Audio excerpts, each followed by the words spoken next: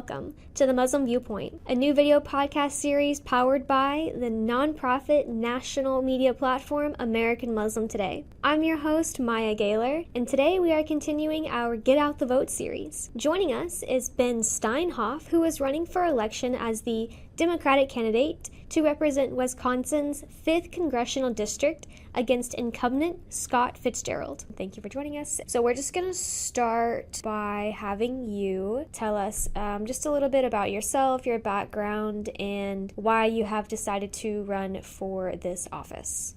My name is Ben Steinhoff, and I'm running for Wisconsin's 5th Congressional District. That encompasses southeastern Wisconsin, so Waukesha, Jefferson, and Washington counties, and then a couple bits and pieces of other counties around there. But it is one of the deepest, reddest districts in the entire country. But I decided to run because I saw over the last couple election cycles that we were running candidates that, would be great candidates elsewhere. But in terms of the makeup of this district, it's a very blue collar, hardworking district. And so I really knew that we needed a candidate that was going to reflect those values. I'm a paramedic firefighter, worked at the Children's Hospital of Wisconsin. So I've volunteered for my community. I've done volunteer EMS, volunteer firefighting for local services that, were just in need for it. And during COVID, I was working 2 jobs. I was a firefighter paramedic for the city of Monona. I was also working in the emergency room and med flight at University of Wisconsin. And in my off time, so like every couple days, I would carry the pager for our local EMS station in Lake Mills because they were strictly volunteer. And during COVID, not very many people wanted to volunteer for that job.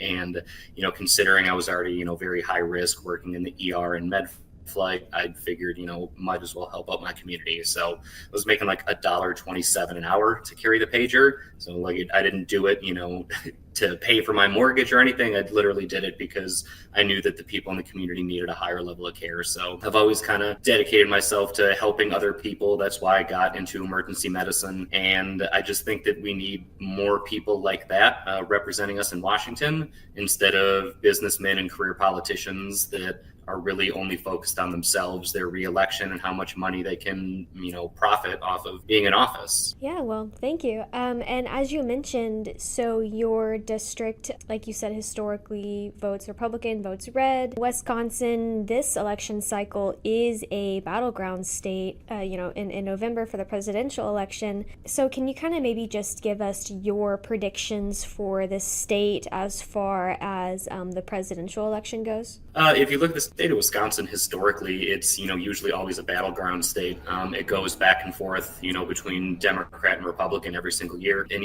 people always say, as goes Wisconsin, goes the nation. And, that's kind of why. Even though we only have 10 electoral votes, we're all kind of between Minnesota, Wisconsin, Michigan, Pennsylvania, some people refer to that area as the Rust Belt because, manufacturing jobs have been leaving those areas in the past, couple decades. We really need to revitalize, kind of these rural areas. So for the past several presidential elections, all the presidential nominees have been, really hitting these states hard. And I know that Minnesota has gone Democratic, every single cycle for longer than I've been alive. But, they're still kind of considered a battleground state because it is, usually pretty close margins there. But in terms of the state of Wisconsin, we're 50-50 every year. There's so many people this year that are going to be voting because one of our U.S. senators is up for re-election, Tammy Baldwin. She's running against the Republican Eric Hovde. And there's a lot of people that I know and that I've spoken to personally that are going to vote for Donald Trump and Tammy Baldwin. Those two are on complete opposite sides of the political spectrum, but people really enjoy what Tammy Baldwin has done for rural communities in rural Wisconsin, but they also still want to vote for Donald Trump. So, there's so many people that vote cross ticket in the state that it is, makes it a little hard to try and, target who you're going to, try and pick off for these votes. But in terms of my district specifically, like I said, it's a blue collar, hardworking district. And we just need somebody that, has actually lived those values before. My opponent, Scott Fitzgerald, has been a career politician. He's been, over 30 plus years in the state house, and he's now been in Congress for the last 2 cycles. And he really doesn't ever push forward things that help everyday Americans. He's funded by big banks and BlackRock investment firm. That's his number one investor. And so you kind of know where you see where people's money is coming from, where they're going to align politically. So I am 100% grassroots funded. So literally the people that have given me money are the people that I listen to about their issues, about what they care about. Whereas my opponent, Scott Fitzgerald, big banks are who he listens to. So all the legislation that he votes in favor of, that he wants to pass, all benefits big banks especially. Right. And you kind of touched on my next question. Can you just elaborate for us just a little bit more on what exactly changes you would make if elected, rather than the current incumbent? One of the biggest things that I hear from Democrats and Republicans is that they want to get big money out of politics. And that's what Scott Fitzgerald has, basically thrived on. His entire career has been big money, big banks, insurance industries. And ever since Citizens United back in 2011, we've seen this stratification, this extreme stratification in our political system. So we have people getting pushed further to the left, pushed further to the right, because all these big money interests can dump, just ungodly amounts of money into the political system. So instead of having it be based on, your merits and what you can do and, fiscal responsibility, I'm one of the lowest raising congressional candidates that we've had in this district before. And yet we are, our polling numbers are getting better and better. For the elections on August 13th that we had for the primaries here in the state of Wisconsin, I got 13,000 more votes than any other Democratic nominees ever gotten before. And it's because I've been out quite literally in the streets talking to people. In Wisconsin, county fairs are a big thing. So that's what I did all summer long, was every single day for basically the entire summer, I was at a county fair that was in my district. And I was going out talking to people and letting them know, who I am and what my plan is. And that's really the best way to, meet the electorate, quite literally, is to be where they're at, And so I was out talking to them, got my name out there. And like I said, it really reflected for the August 13th elections. So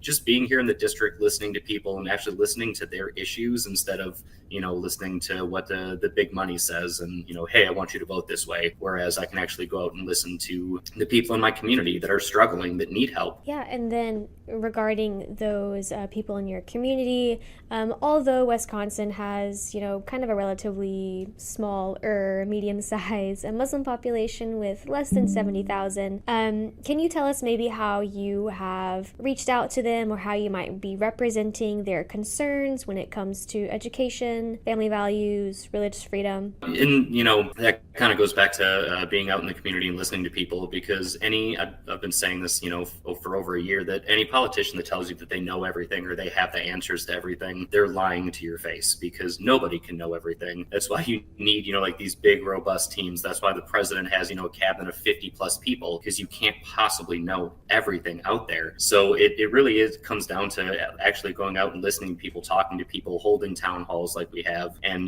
getting to where people are to hear what their issues are. One of the biggest issues that I hear about here in the state of Wisconsin, and especially in my district, is the school voucher program. Unfortunately, that's not really something the federal government wants to necessarily act on. That's more of a state issue. So I always have to tell them, like, hey, I agree with you. This is a huge issue and we do need to do something about it. But then you get into the whole states' rights issues, and people don't want the federal government telling them what the states can do. So I always have to kick that down. That's why we always like to have a couple of the state and local candidates with us, because I'll basically give that same pitch about the school voucher program. Like, I'd love to help, but until people want the federal government stepping into everything that states do, then this is really going to come down to Kevin Riley or Sam D'Amico or like all these other people running for office. So it is just about listening to people, taking their concerns forward and bringing those concerns to your team so you can figure out what's the best way forward with this. Yeah, and kind of talking about states' rights, an issue that is on the ballot this November is women's reproductive rights, specifically regarding abortion. As we all know, Roe v. Wade was overturned 2 years ago and since has now been left up to the states individually, meaning, women might be able to travel to seek those services. So can you kind of just maybe give us a little insight as someone who is, hoping to secure a federal position how might you approach that? How might you approach these concerns of these women in your district? Yeah, so, obviously women's rights is kind of the biggest issue in this election that we've heard from, multiple people. It's a big reason why we wanted to get involved with this election is because we know for a fact that my opponent, Scott Fitzgerald, will absolutely sign a national abortion ban day one if he can. So we need to get people like that out of office because when Roe v. Wade was overturned, the state of Wisconsin was one of several states that had SNAP laws come into effect. And so we rolled our reproductive laws all the way back to 1849, which was the year after Wisconsin became a state. So if we're going to be governing people with laws, from the 1800s, I think we need, a big change from that. We need to update our policies on that because, for God's sake, surgeons weren't even washing their hands back in 1849. So if we're really going to roll women's reproductive rights all the way back to that, then shouldn't everybody else follow? So we shouldn't be allowed to scrub in and scrub out. I worked at the Children's Hospital in an OR, and I tell you, we take hand hygiene very, very seriously. So if we're, going to roll women's rights all the way back to 1849, then, what's stopping us from doing that with everybody else? Should I be able to smoke while I'm doing a surgery? Are we going to roll back to the 1960s? What are we doing here? So, it is a huge issue, and, it's not just about abortion access, it's about IVF, contraception, different things like that. And I just can't believe that I'm having to fight this fight that my, mother and grandmother fought for, 50 plus years ago. And it just feels so weird. And I say it all the time when I'm giving these speeches to women's groups and, county parties and different things like that, that I feel so weird, being the quote unquote face of the 5th district for reproductive freedom because, like I said, my opponent will sign a national abortion ban day one if he could. So I'm, kind of our only hope in this district to have somebody that will fight for reproductive freedoms. And it just feels weird being a 30-year-old white guy saying, I'm the face of women's reproductive freedoms. But that's where we're at right now, and we need people that are going to fight and advocate for everybody, not just the white male constituency. So that's another big change that I have from Scott Fitzgerald. I will listen to other people. I will fight for other people because that's what I've done for my whole career. Yeah, and that is a very interesting point that you see yourself that way, as a man who is kind of forced to have an opinion about, a very woman-specific issue. Can you kind of maybe just elaborate or give us a little bit about how you usually go about that? Is there specific groups that you consult? How does it feel to be a man who has to have this stance, basically? Yeah, like I said, it's weird, but there's a whole lot of issues that, I don't necessarily have a hand in that I still have strong views on. So it really comes down to, what I said before about anybody that tells you they know everything is lying to you. So that's why we talk to all these people and we, let people vent with us and, about issues that I've never even thought of before. So it is just really about listening to other people and just having, empathy for them. Obviously, one of the biggest issues right now facing federal politicians is what's happening in Gaza. And, as somebody that was born in Wisconsin, I have German Irish heritage. I, have very little ties with the Middle East, but I still feel strongly that, we need to stop what's happening over there because as somebody would, anytime this question get asked, people are always like, how are you going to answer that? What a tough question. And it really, really is. But, I always fall back on my experiences and my empathy. So somebody who works in emergency medicine, I've been in the back of an ambulance, I've been in ERs, ORs, med flight, so I've seen the worst of the worst. I've seen firsthand what gun violence does, working in Milwaukee, every single week, we have gunshot victims come in. I've seen people, devastated by house explosions and house fires and things like that. And just the fact that anybody would, cheer on the death and destruction of other people is something that I just it can't sit well with me. I'm not a career politician. I'm not, super well versed with overseas policies and things like that. But when it comes down to it, seeing women and children murdered, seeing, hostages being taken from their families and held for hundreds and hundreds of days, on both sides we have issues, but the politicians on both sides won't come to the table and be true leaders, which is what we really need. And that's what I've been saying on the campaign trail the whole time, is that we have enough politicians in Washington. It's time that we actually bring true leaders to Washington that are going to have these tough conversations, that are actually going to go to the table and make real change for the people that they're supposed to be serving, instead of just sitting there, ramping up their political rhetoric and, whipping their side into a frenzy. Like, we need to come together and we need to work through these issues as human beings instead of my side versus your side. Yeah, and that leads me directly into my last question, which is related to Gaza, but specifically when it comes to Muslim voters, right? Historically, largely Muslim voters are Democratic. However, this cycle, whether they want to be single issue or not, some Muslim voters maybe are not completely comfortable voting Republican or Democrat because the current Democratic administration, the Biden administration, has, aided Israel and Benjamin Netanyahu. So maybe how can you address these concerns when it comes to the presidential election and how voters might feel about this issue? Yeah, and again, these real easy questions you're tossing my way. We'll do our best to answer, but it comes down. I hate to keep going back to the same point, but it comes down to talking to people. And one thing that I will criticize the Biden administration for is that I don't know if they've necessarily heeded what the Muslim Americans have been saying to them. You look at the state of Michigan, how many, Michigan voters during that primary election voted uncommitted. That's a huge, it's tens of thousands of people voted for that. And that's crazy. You can get that many people, to sway the election that way.